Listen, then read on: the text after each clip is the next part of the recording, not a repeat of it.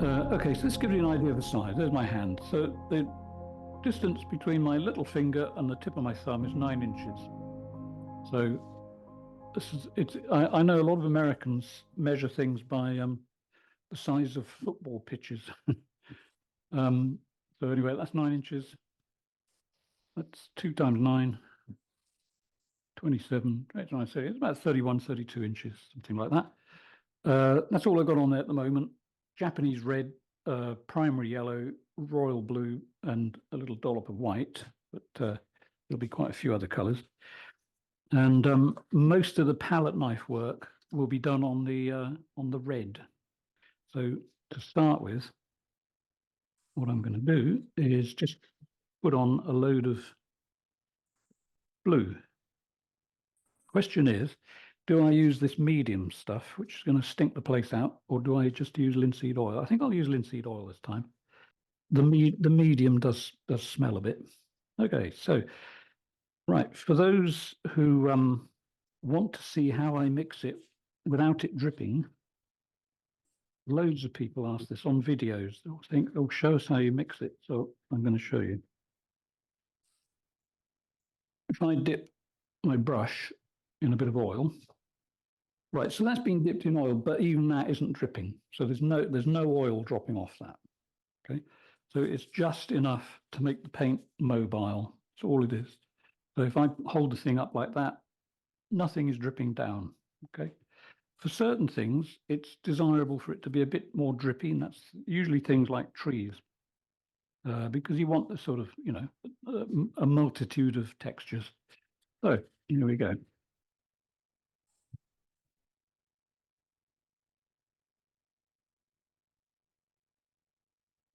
Just royal blue straight from the tube. Of course, it won't be like that by the time I finished. It'll have something else in it. It'll have bits of probably ultramarine and Payne's grey.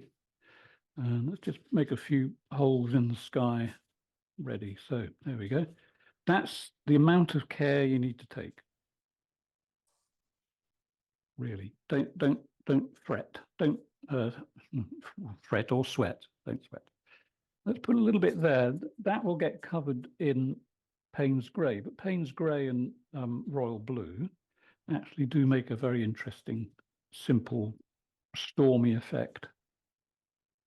Okay, so the landscape will be below that line, that very faint line that you can see there. So up in the top right-hand corner, let's shove a little bit of Payne's grey. I'm using one of my 10-minute tubes. I just happen to have a few of these around compared to the normal size of a tube. Okay, so it's my 10-minute tube. I just happen to have some lying around, so might as well use them up. Okay, so up here, a few little bits of that. Payne's grey. Payne's grey, I think, contains a little touch of Prussian blue. And it's one of those colors that's basically made, I think, for clouds. You can't really go wrong if you put Payne's grey in a painting. Let's have a little bit across there. It will make clouds. There we go. And of course, all the time you're doing this, keep it in your head. It's easy. You notice how haphazard it looks at this stage. A little bit stronger there. And what else should we do? Let's have a little dark bit there.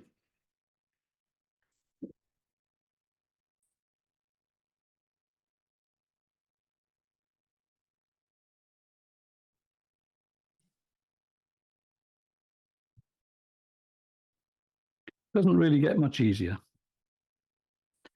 So if you, I've always thought that state of mind is very important. So when I say, this is really easy, you can do this. What might help you is to sort of suspend reality and just believe me. In other words, it sounds like I'm being arrogant, but if you just listen to me, everything will work. It does sound terrible, doesn't it? But it does work, actually. Just sort of trust the process.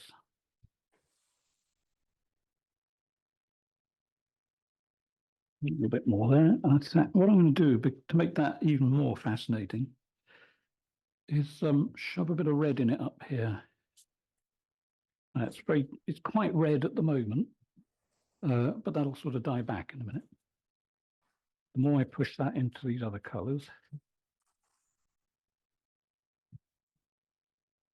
it changes quite dramatically. Especially when you put in, I think, let's have a little bit of ultramarine. Can't resist ultramarine. Closest thing you get to lapis lazuli. So if I mix that with the red that I just put on there, it's quite a dramatic, sudden change. Sorry about all the rattling. I've got all my palette knives. And then shift them. Better. Okay. So let's think about looking at, if you've got the picture, if you're looking at the picture I sent you, you'll get an idea where I'm going, I hope. Let's have a few little stabs of something in there. Keep it, really paint as fast as you can, even though you think, oh, if I do that, I'll make a mistake. That there aren't any, not in the sky anyway.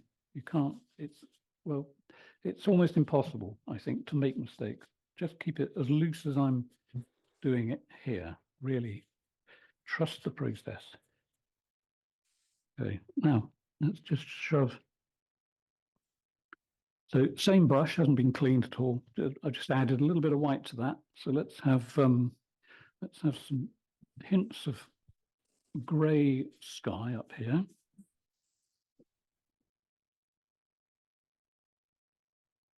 Couple in there. Still not going to wipe the brush, just picking up white paint. Let's have that bit of that there. And I think that might be it for the first stage. A little bit there. Okay, right, so that's stage one. Now, before I smooth it out, what I'm going to do is use a piece of paper and just take out a few areas like this so that when I put white on it, I won't be fighting through the color that's already on there. Now, you could say, why don't I just leave a white shape for a cloud? Well, you can do that, but you might end up with quite a stiff sort of cloud. You want everything to look spontaneous so that when you stick it on your wall, people will go up to it and say, why is it that it looks as though the wind is blowing across your painting? And the reason is because of the way that you handle the paint.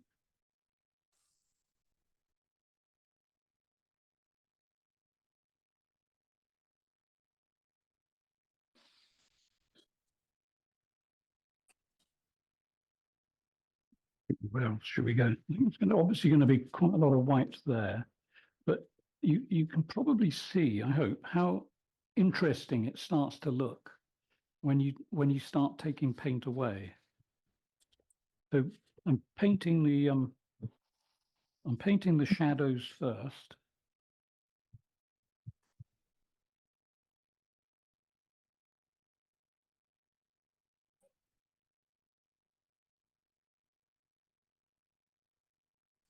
There we are. Now you see something I drone on about is the interest you need to have in the paint. Not necessarily the painting, but if you can get both, you're onto a winner. So when the paint looks interesting, even when it's unfinished, you know you're going in the right direction. And but something to avoid. Okay, I'll start showing you the things to avoid. And at the end of the painting, when people send me their paintings, for the new people, the people that have painted along, at the end of the class will email me a picture of their painting, and then I'll give a little critique and show you how to change it if need be using Photoshop. And one of the things I'm always telling people is don't repeat. And it's very subtle at the moment, but there's a repeat happening, and you can probably see it now. I've said it, and it's like 1, 2, 3. Okay, it's always 3. Look at any classical painting of clouds; they all did it. They do something like that, and I think that's good. Have another one. Oh, that's also nice, and you get these 3 weird sort of shapes that keep appearing in paintings. So if you can avoid them, all the better. As soon as you break it up like so, and you lose the 3, it starts to have more realism. Even Turner and even Constable, even Rembrandt did it. And but they did so much else that wasn't, iffy. But yeah, for some reason, I guess I think it comes from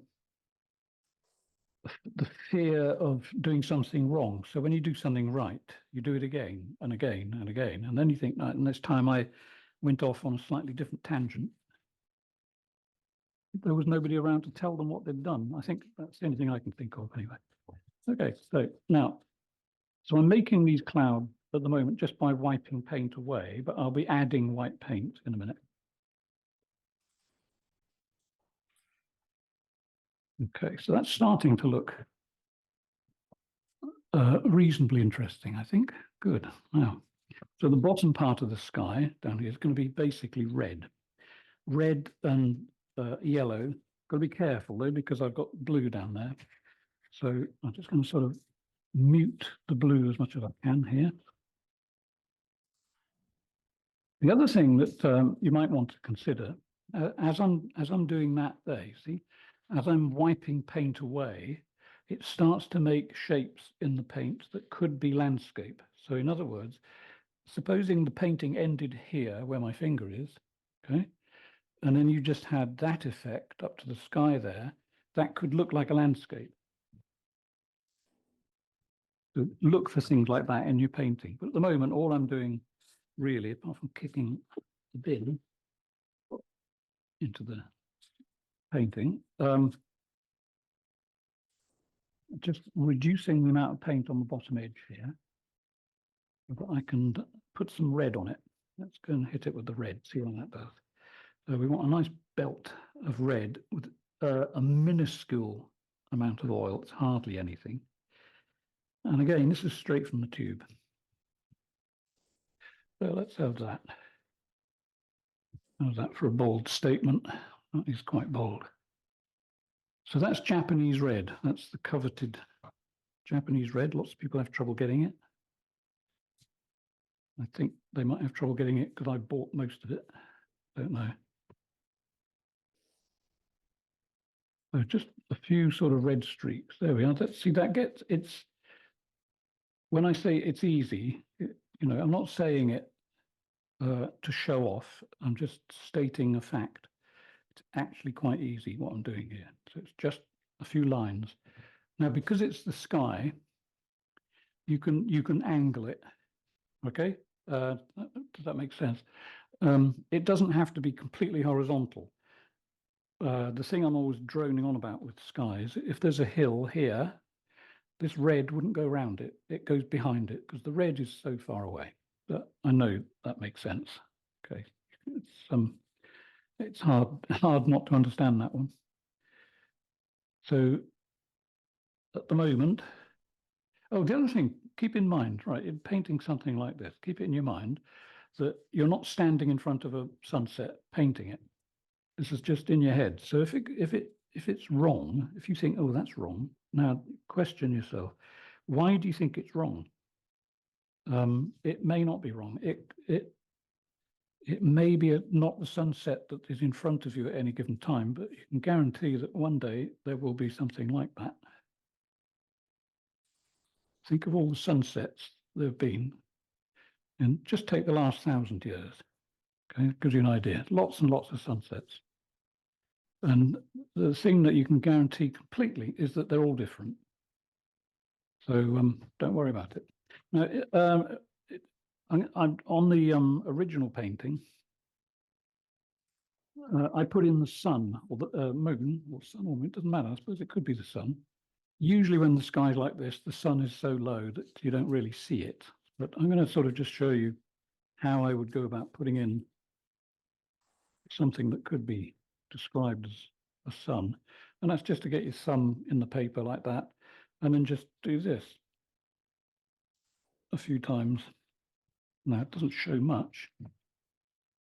And one thing I avoid is actually normally is having the sun in a picture. I'd rather paint the effect that the sun has. It makes more sense because we can't look at the sun, you know, and if you could, it's well, it's to us, it's going to just look like a absolutely white spot unless it's one of those suns that is behind a haze. So at the moment, I'll just leave that like that because there's something else I'll do to it later. Right, so of course the red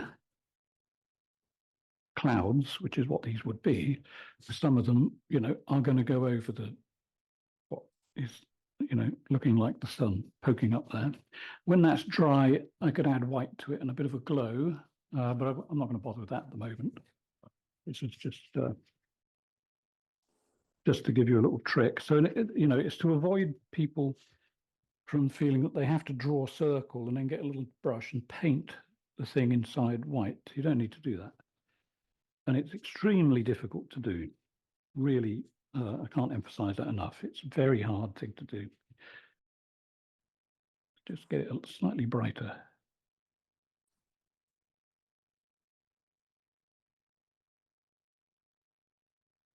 That's sort of okay. Now, the sky, the clouds.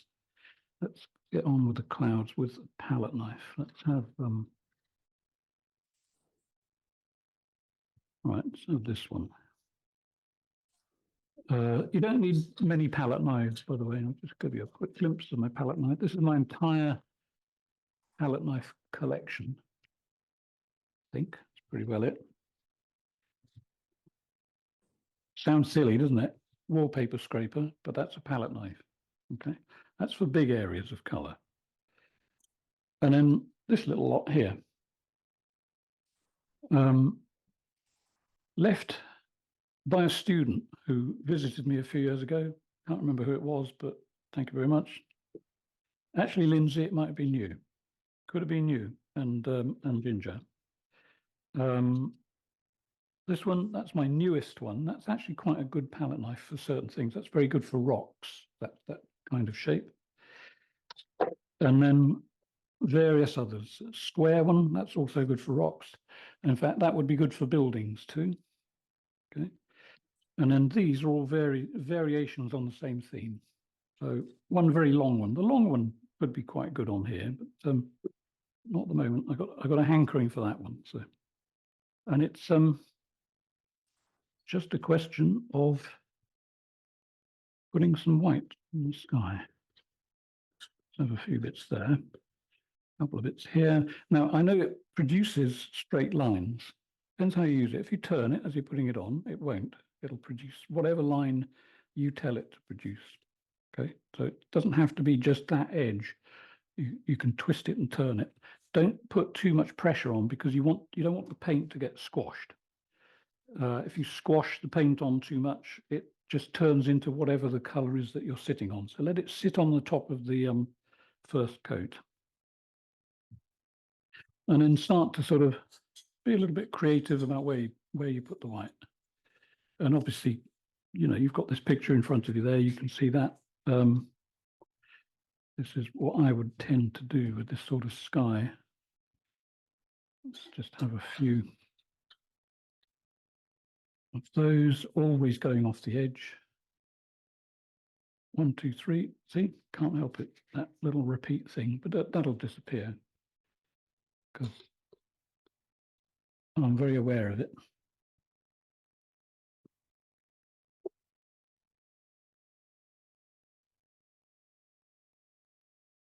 Okay.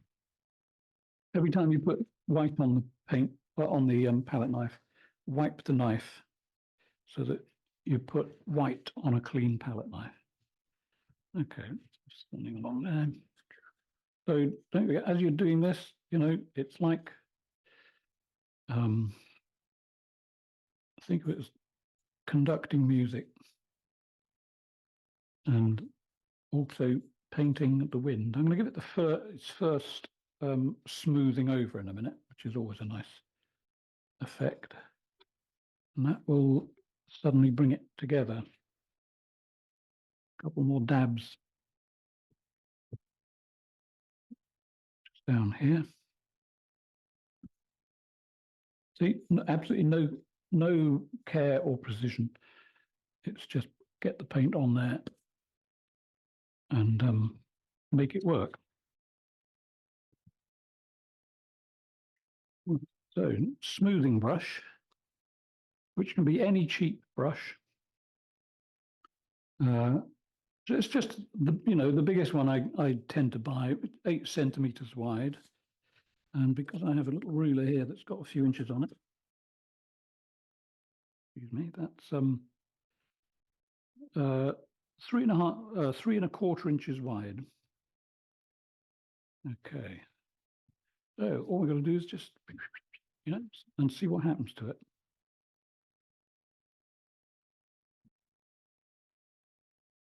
So this is the first smoothing of several.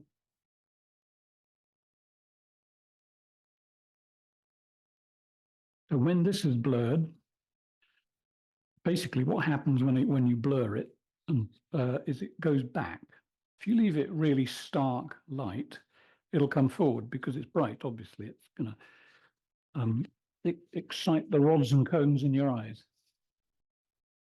So when this is blurred back, and I do a little bit more wiping away and then add more white, you'll get depth in the sky. And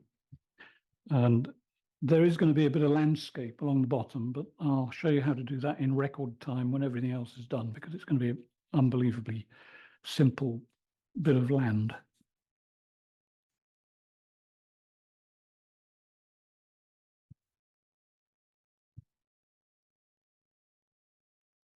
Now, even though I've got that little sun effect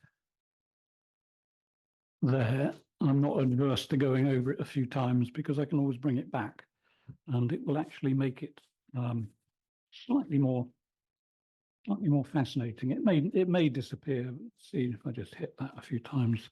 You don't have to always go that way, by the way. You can go up and down. In fact, that can be quite interesting as well. Let's try it. So if I just sort of do this across the painting. Goodbye, sun. Okay, how does that look on the video, I wonder? Just have a quick look in the camera. Yeah, it's still okay. Right, so I've done that. Now I'll go across it again, and it'll produce an even softer blend. Barely touching it. You can see paint on the brush, but if I touch this down here, you see hardly anything comes off. I've really got to press it to get any paint off that.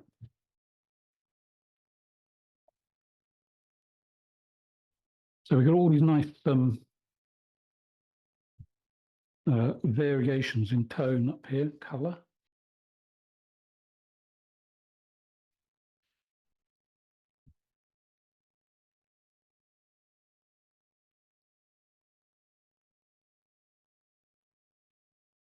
Okay, right.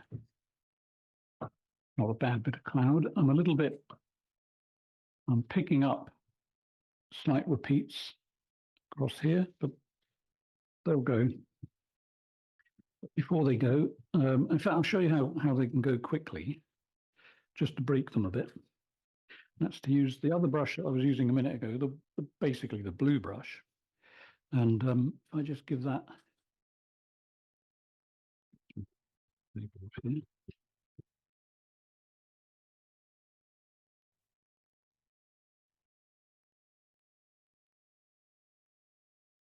Right, so if I just give that a little bit of a wipe, and then just sort of push them around a bit. just make alternative shapes. Doesn't matter what they look like, see, because the blending brush will change all that. So just break anything that looks like a repeat, just sort of smash it about a bit. What else can we do? We could connect these to just a touch. Just there. Do that and that. Don't like that, so that's going to go. Let's put that up there a bit. See, as random, and I can't emphasize it enough, as random as you can make it. It really does actually work quite well. Let's just take a little flurry off the top there. Let's use some of this paint just to sort of push across there, like so. So that's painting the wind. Okay, think of the wind blowing. What's it do to a cloud? It breaks it up and it slightly distorts it. So another wisp up there. Okay, that's good. Now, so that I can put more white paint on there without, in fact, hang on, no, sorry, I'm just going to give it a quick blend.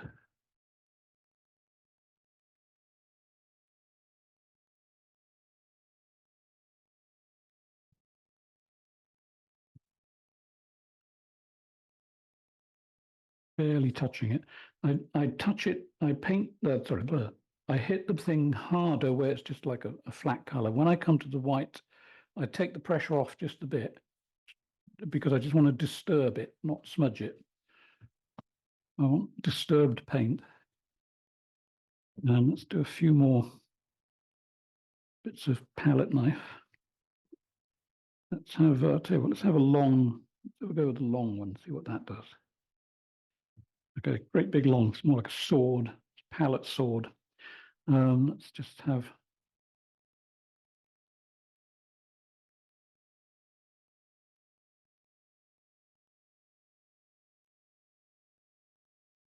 okay, nice wiggly line going across it, and then just bash it about.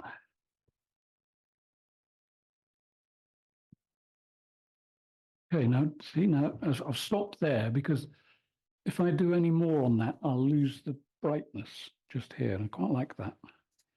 Any brightness in the picture is going to be focused in that sort of area anyway. So let's just use this one, in another place. Don't forget, wipe the thing clean each time. A little bit of white.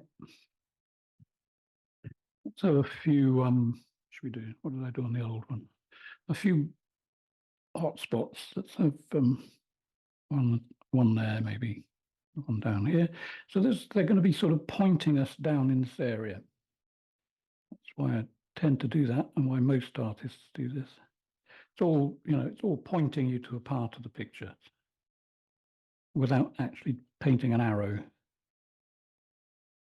So, when I finish the sun, these will be sort of subtly, hopefully, sending you in that direction. Okay, now what I don't like is the fact that these come up here and then suddenly go that way. I think this needs to continue up there, just a hint of it going up off the picture, like so. Okay, so that stops the sort of boxed in effect.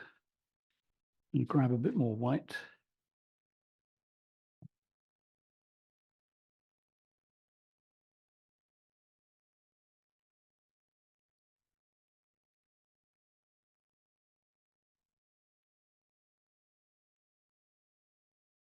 This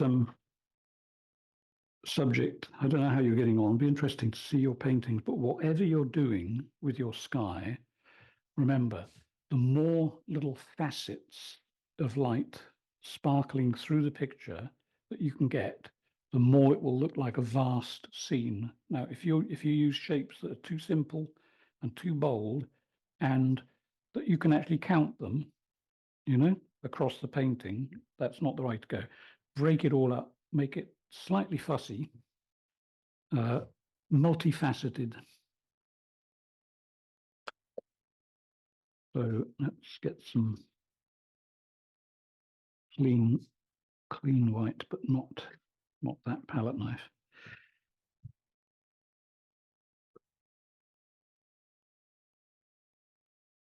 I do have one other palette knife, which I haven't shown you because I can't find it at the moment, but it's absolutely tiny. And the only use I've ever found for it is to remove dead flies and mosquitoes from your painting when it's dry. There's not a lot else you can do with it because it's just too small. Okay, so lots of little facets. Let's show you what I mean. So little tiny, slightly, it's the only time that a painting you might think, oh, it's a bit fussy doing that, but trust me, it really works.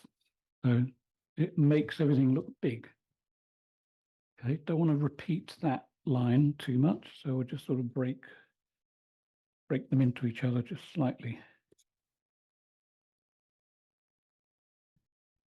Okay, for now, anyway. Can all change any time. Then I think one quite big light area, and I think we'll do that about there. That was quite predictable, actually. It's going to go somewhere. It's going to go there. A couple of little tiny bits, because that's what clouds do. They fragment, break up, and fly off. Don't have to overdo it. Just as long as you suggest it properly, your brain will do the rest. Or the viewer's brain will do the rest. A little bit there. Okay, and let's just do some of these. These are quite nice. So this is just the ironing effect, just back and forth like so. That can give you quite a nice, quite an interesting blend. You get no brush marks, obviously, because it's metal. Right, where are we now? Before I do the final blending and the landscape. Thing with anything like this also is that with the sky being the main feature, you can get away with unbelievably simple landscapes. And I'll estimate the time it will take to get the landscape in there, and it'll be, I reckon, under 2 minutes. Okay, big brush again. So this is starting to pick up a little bit of paint.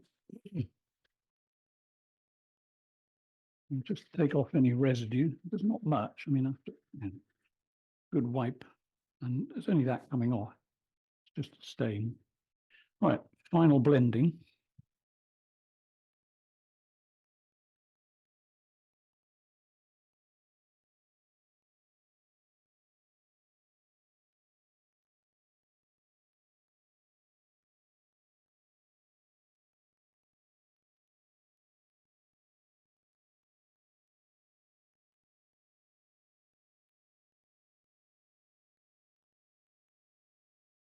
Anything I do to the sun, any final stuff, that'll be, after I've actually, well, depends where it goes. If it's disappearing behind the hills, which probably would be, although the red sky is up here, so maybe I'll push the landscape into the red. I think the sun will be, or I keep wanting to say moon, but okay, let's say it's the sun. It'll be disappearing behind a cloud rather than a hill. So maybe I should just sort of give it a little bit more. Yeah, that's good. More brightness. Now, you've probably all seen these photographs where when the sun is down close to the horizon, it looks massive.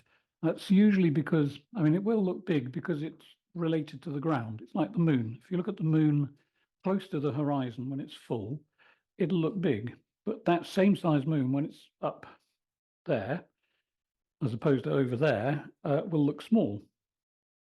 It's just a relative thing, it relates to the land. You think, oh, that's massive. Up in the sky, well, actually, it's not that big, really. It's actually the same size, although there's a bit of distortion through the atmosphere, but it's not a big thing. So it always, I think, it's just a personal thing that when people paint things like this and they make a sun this big, I think that's actually not quite right. But there you go. Each to their own. Now, so we got quite a lot of paint there. Can you tell? Let me just, I'll go back looking at the camera. Maybe you can. there's a bit of a build-up of paint. Now, if it's too much, you can actually you can disperse it. You don't have to use a brush on it. You can, if you use a brush, it'll lose its tonal value. But if you use one of these and just squish it just a little bit, it actually gets brighter.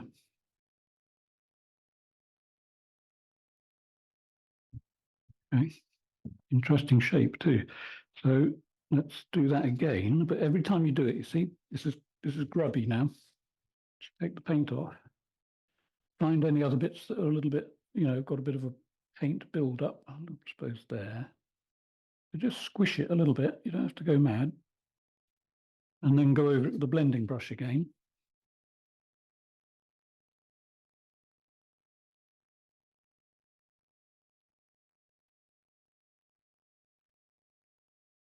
Cool. Now, be using that again later, but I think, what will I do first? I think I'm going to do just a little bit of work around the sun.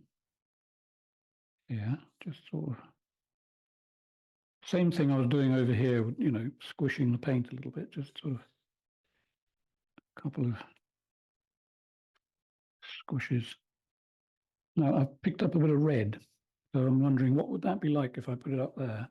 It looks all right. Let's do that.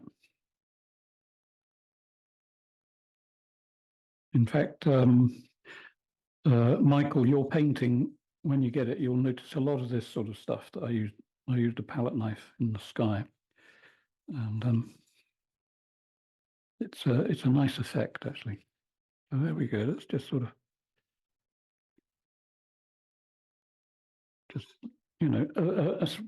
a lot of my paintings. Okay, a lot of my paintings have this factor, and the factor is, let's do that and see what happens. Because if you do it enough, you'll get to know that everything can be retrieved. You may think it's gone wrong, but it hasn't. What it's done, it's opened up a new avenue for you. Because it's only paint. If you don't like it, you just take it off. Take it off and approach it from a different angle.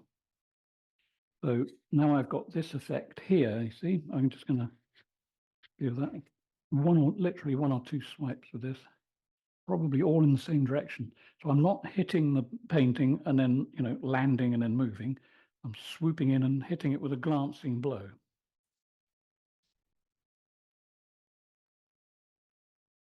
Okay, quite like that. All right, let's put right, so I reckon 2 minutes to paint the landscape. Show you what I mean. Because I know there's always people that say, oh, no, possible. Can't paint a landscape in 2 minutes.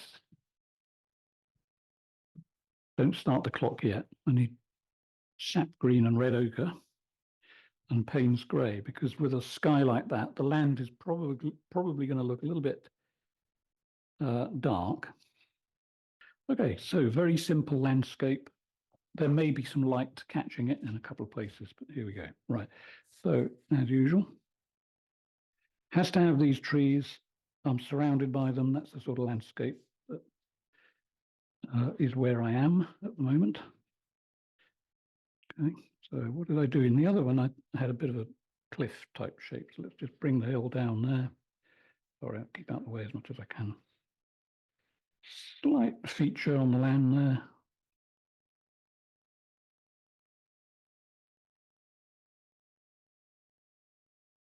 Now, the reason you can use a bit more oil in the landscape is because it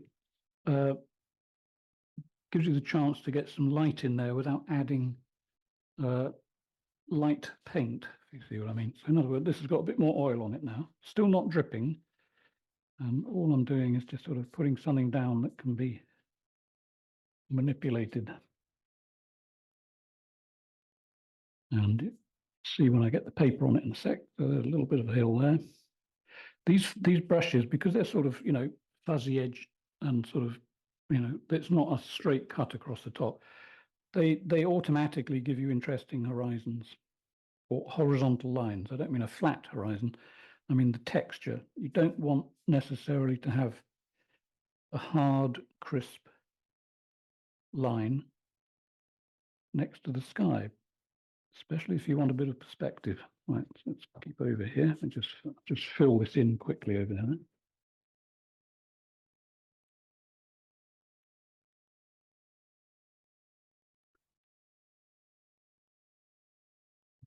Okay. Right. Very, very. In fact, this is already more complicated than the one I've sent you, but let's just see what we get. So there's a bit of light hitting the top of the hill over there. Keep over, Stuart, keep out of the way.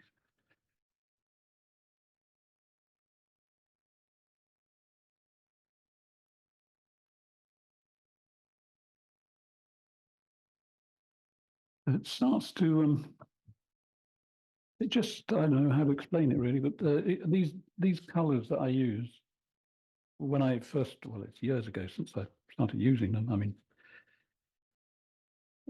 half a century ago, I guess. But when I went to study art, everyone was very keen on the Impressionists, so they were using all kinds of fancy colors. And of course, there was no one particular group in the college that everything they did had to be psychedelic, which, quite frankly, I found really boring. I've never wanted anything, with sort of day glow colors, if you know what I mean. In other words, bright, glowing pinks and stuff. I much prefer slightly somber colors, especially if you're going to do something like a sky like this. You see, you need the landscape to be slightly calm. It's secondary. Now I could, I'll just grab a bit of Payne's grey, and where should we put it? In fact, would I even bother? Just sort of think for a moment. I'm just going to move the camera that way a bit. Should put the landscape more in the middle. What would I do to that? I suppose I could make the land in there just slightly more mysterious just by adding another layer. So there's a bit of land that's obviously closer to us. It would be because it's below the horizon, but just a little something with a few bumps and shapes. Because, think of it this way. Landscapes are made out of bumps and shapes. Think of it that way. Bumps and shapes. And don't forget, every now and then, show you what I mean, just to make it even more interesting with the bumps and shapes, is to add a light bump against some dark. So if I just darken the land just in there, just a touch, by just adding a bit of paint, just like that. Okay, and then I can add some trees below that are catching the light. I won't overdo this, but it's just a little trick. So there we are. There's a sort of dark copse on the side of a hill, but at the base of the hill, why not have a few trees poking up? Doesn't matter about the bottom edge. Okay, I'm only interested in the top edge at the moment. Just a few shapes like so. Okay, and then the bottom edge, when I find the brush again, there we are. That's lucky. I can just tidy up the bottom edge quickly, like that. Just a quick look in the camera. They're a long way away, but not all trees need to be dark. I wonder if I can just exaggerate that a little bit. So maybe there could be something here in the foreground against that dark area there, just to, yeah, not quite working, but it'll work if I put a bit of darkness below it. So a shape or two there. Right, so there's two. Do I do three? No, I don't. I like the fact that you get light in between each one, but having said that, I think over on the left here, I would just make this one slightly bigger.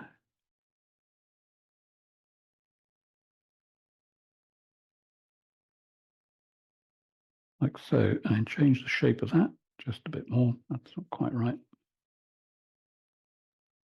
Reasonably fascinating. And then over here, okay, we've got an interesting little line. Now, keep your eye open for things like this. There's a shape here. Now, it makes it seem very insignificant. Right, so there's a slight line here. I quite like that. So what I'll do is I'll by moving the brush slowly, I can make the line a little bit more defined. Okay, and then I'll use that to lead people behind the bush that I'm going to put there. So if I have a bush here, like so, it's just a hint of a bush, of course, it's always just the essence of a tree so that you don't get bogged down in painting the tree. So that line goes behind it and appears the other side. It's a very small, tiny little detail, but it all helps, it all builds up. You probably see it when I photograph it, it'll be clearer.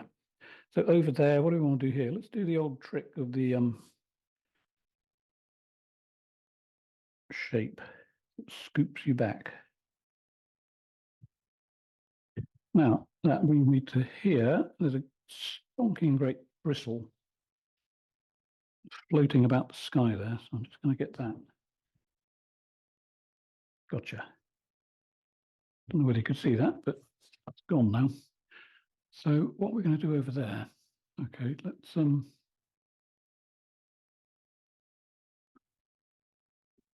the reason I want to do something is if you look over on the left-hand side, okay, that's sort of got a little bit of interest without being too fussy.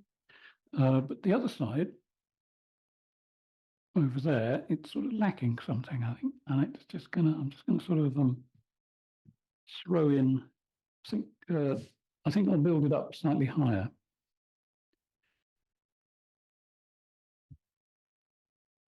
Look behind me, yep, good.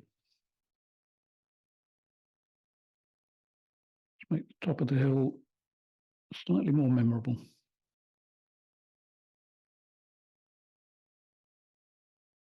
The reason I do that every now and then is because I'm cutting through the paint. You might have noticed it suddenly got lighter where I actually drag the brush sideways. If you put paint on slowly, like let's say, okay, let's overdo it a bit.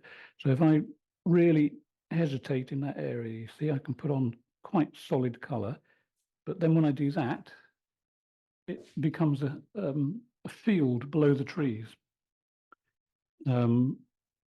But let's make it even more so. Let's just get rid of that blob. I don't know what that is.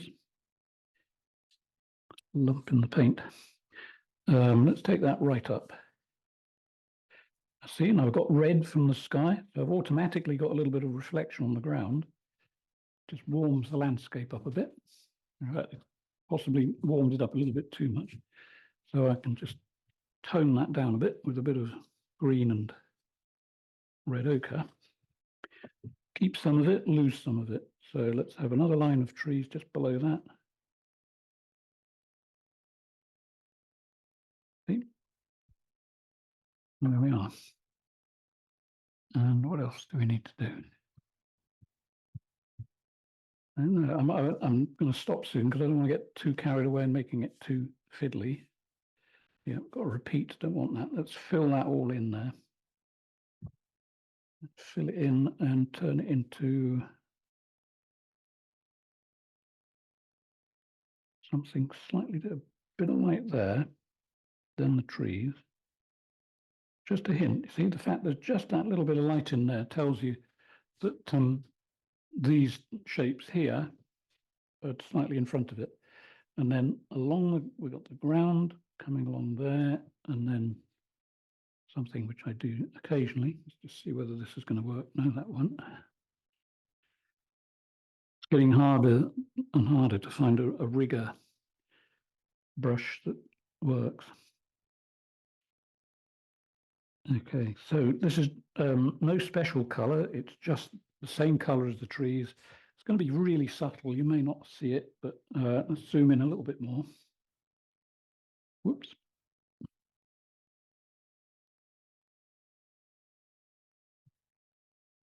Okay, so there's some floating trees there. It's not very obvious, but if I do that,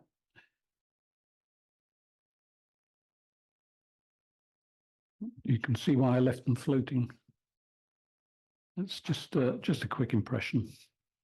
In fact, I could just for the heck of it, I suppose I could put one. Okay, let's be brave. Let's put one there.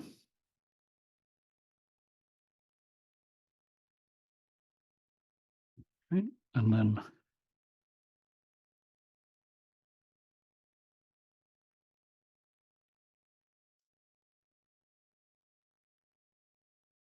considerably closer to us.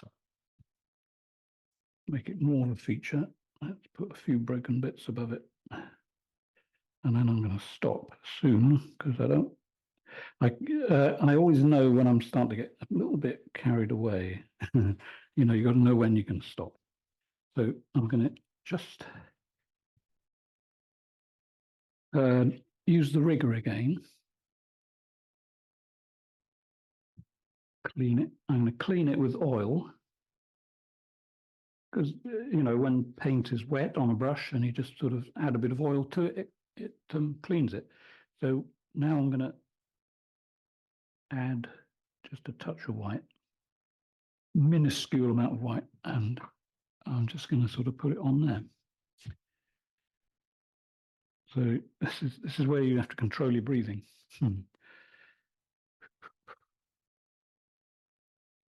If you do it too much, you see, it looks wrong.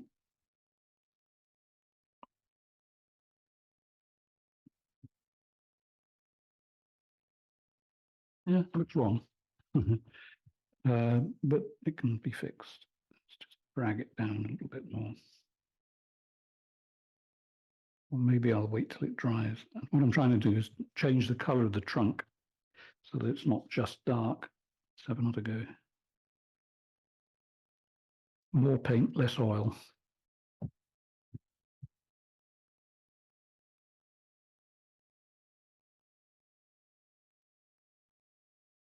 Okay, let's try the other method.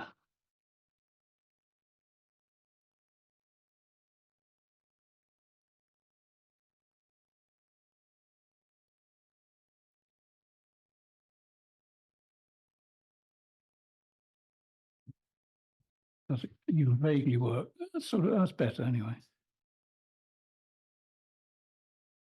My red dwarf over there, it's got a double outline, so let's just fix that.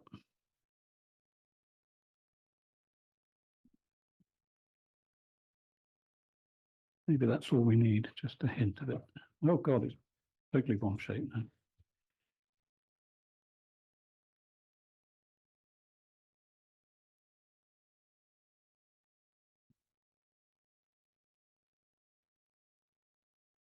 Better, but still not quite right. One of those things that you've got to get right. You can't just leave that because if it dries out, it'll be harder to fix. So it just needs a little bit on the top.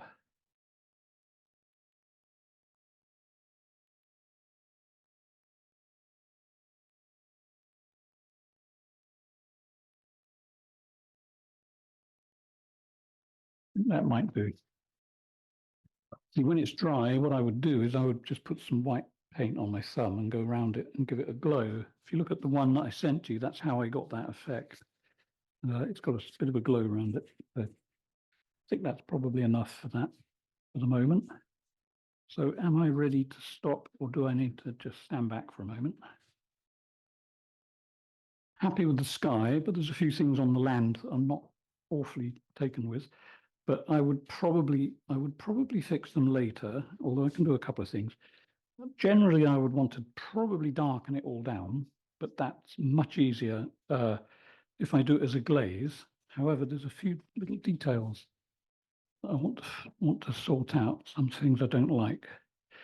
Some of this area here, it's quite small. You'll see on the photograph, which I will send to you. But I think I need to do some simplifying just there. And possibly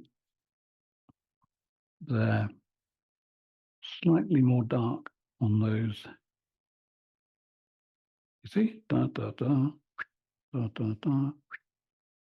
It's just very simple movements.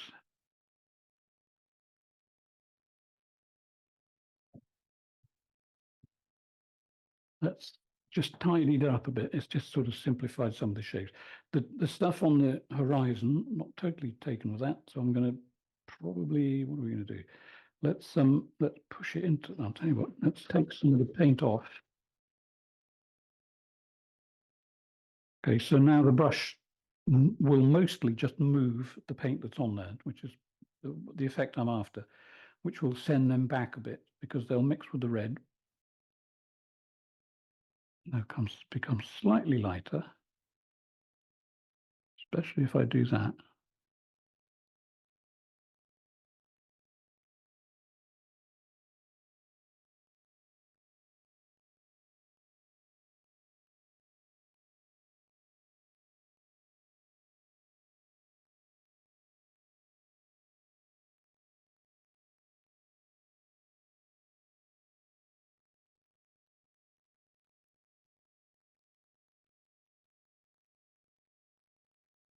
Yeah, it sends them back a little bit. Yeah, good. And then I think just here, why not make a little bit of a statement just there. Okay, that's good. Now, over on the sunny side, I think I want to send that all back just a little touch. Right. So here, right now, these trees here, having fiddled with the other side of the painting, aren't sitting happy with me. So I'm going to just make a major change there and just basically using the corner of the brush. I don't want all these, you see all these up and downy bits of bristle, they're quite useful to a certain point, but not always. So the way you get rid of it so that it becomes more of a round shape is just use the corner of the brush and do what I'm doing, just little tiny motions like that. There's a nice bit of bright sky to the right of it, just there. Shows more on the painting than it does on the video, I think. But I quite like that. But then I'm going to just do that. Still keeping it, but I'm just adding a bit of a slope there. Trees below it are okay, but I'm going to sort of do a little bit of paperwork on that. And then I'll be done. So piece of paper, just sort of roll it up. Okay, so what I want is a very textured bit, nice and bumpy. Well, you can't see my hand, but you know, give it a good poke. Get as many little folds and crinkles as you can. And I'm just going to add a bit of light hitting these trees.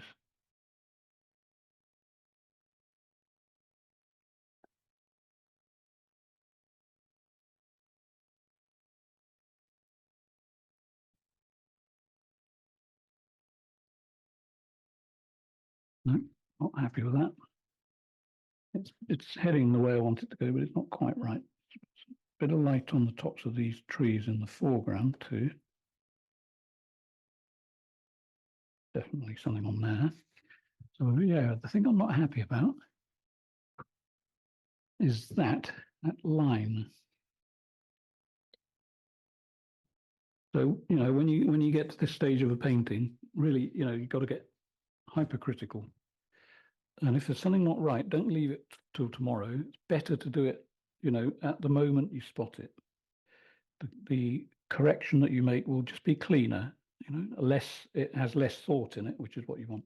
So these, I'm going to just sort of break that by taking these up just a bit. And quite frankly, I think that actually rounds it off a bit, you know, so a much more comfortable effect. Okay, right. So I think that might be it.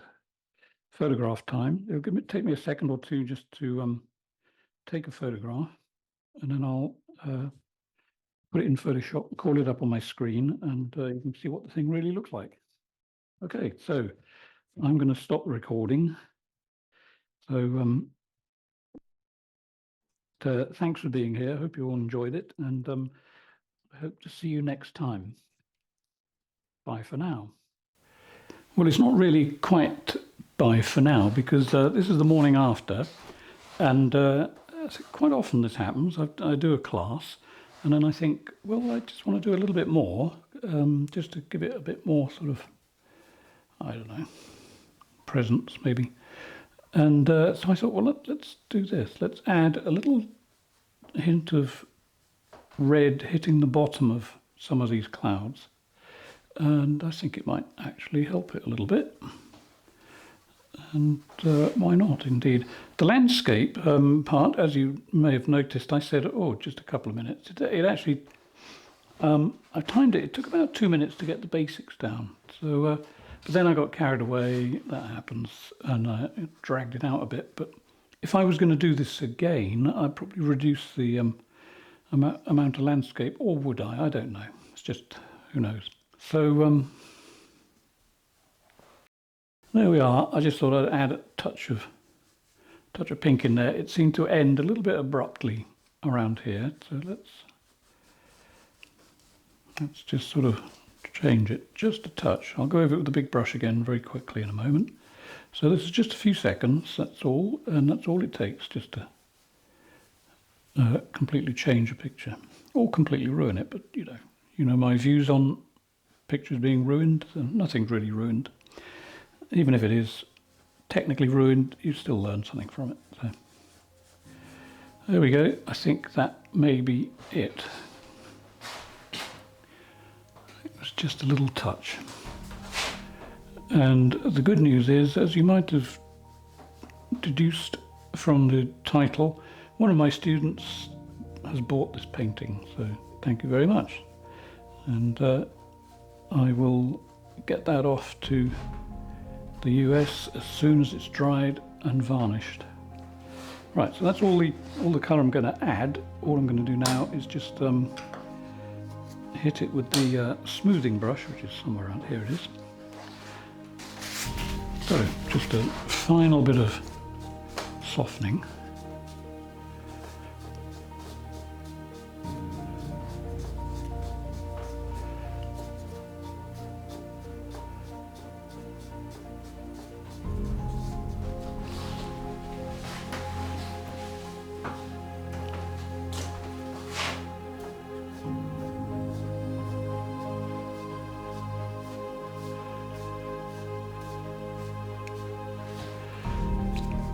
And something I wanted to do yesterday but didn't get around to, and that's getting rid of a bristle there. Always get your bristles off before you start varnishing, otherwise it'll be stuck there forever. Okay, right, so it really is, thanks for watching, and bye for now.